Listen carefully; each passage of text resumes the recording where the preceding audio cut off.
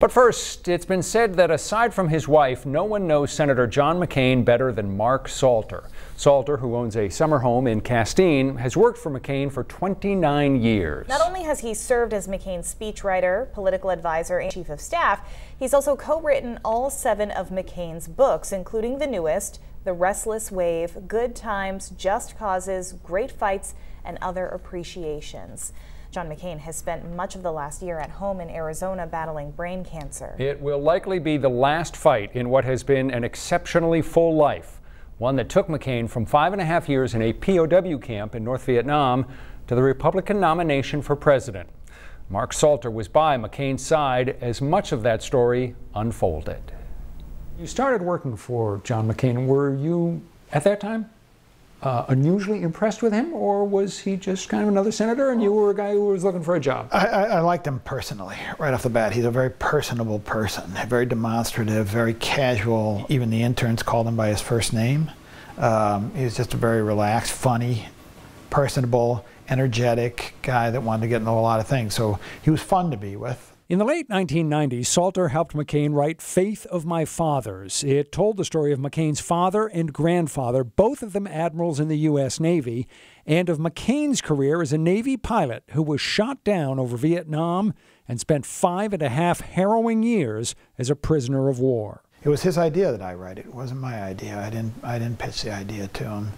He insisted on it, and he was very generous to me with the book. I mean, not only does he give me, equal credit, we split evenly the proceeds, and which isn't usually how it works with a co-writer. Very rare. I've ghostwritten for other people too, and it's usually the industry standard. If you're a very established ghostwriter, it's about 20%, not 50%. You'd known him for 10 years at that point, and obviously we're friends with him, we're close with him, but still, how difficult was it for you to capture his voice in prose? You know, I always joke that the trick is getting his voice out of my head. When I was his chief of staff, I'd be in the office 60 to 80 hours a week, and then when we weren't in the office, he was on the phone. So it's getting it out of my head. It's I'm not. Is harder than getting it in there. All right, Senator McCain. Hey, how you doing, guys? Good to see you. Thank you for being here. 2000. He runs for president in pursuit of the Republican nomination. He was running a pretty streamlined campaign, didn't have a lot of money, had the bus, particularly in New Hampshire, the Straight Talk Express, kind of living off the land campaign, an underdog, and rarely is John McCain happier in any endeavor than when he is the underdog facing daunting odds. Yes, that's his favorite thing. We've had, obviously this last year, we've had a lot of time to sort of reflect when you're talking to him, when you look back on things, and we still, especially the New Hampshire portion of that campaign, that 2000 campaign, we both look back with very sentimental nostalgia. It was probably the most fun either of us has ever had in politics.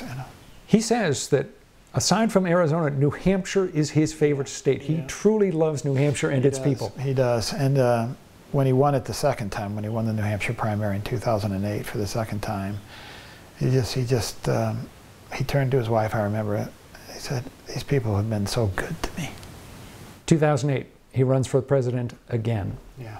He wanted, as you write in The Restless Wave, to choose Joe Lieberman as his Republican vice presidential candidate. Joe Lieberman had been the Democratic vice presidential candidate 8 years ago.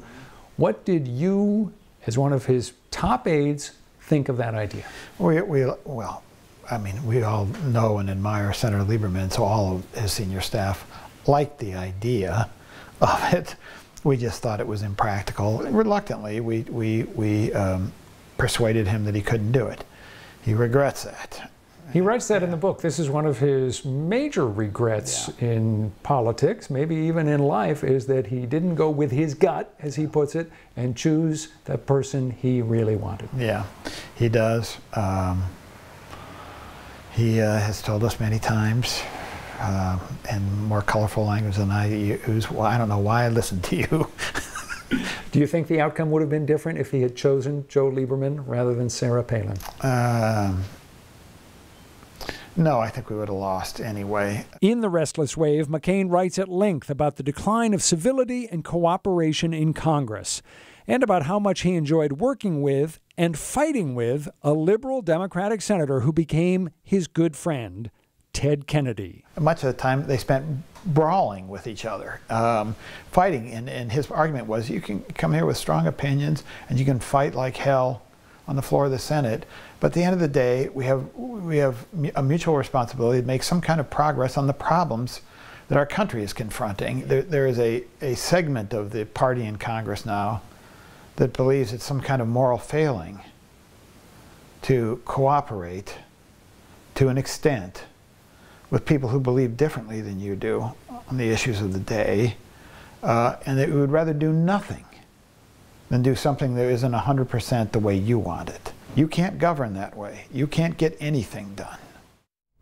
No Republican in Congress has criticized President Trump more sharply than John McCain. We're going to bring you more of our conversation with Mark Salter, and you will hear what Senator McCain and Mark Salter think of Donald Trump's warm comments about Vladimir Putin and his dismissive attitude toward the U.S.'s European allies. They do not mince words. That is tomorrow here on 207.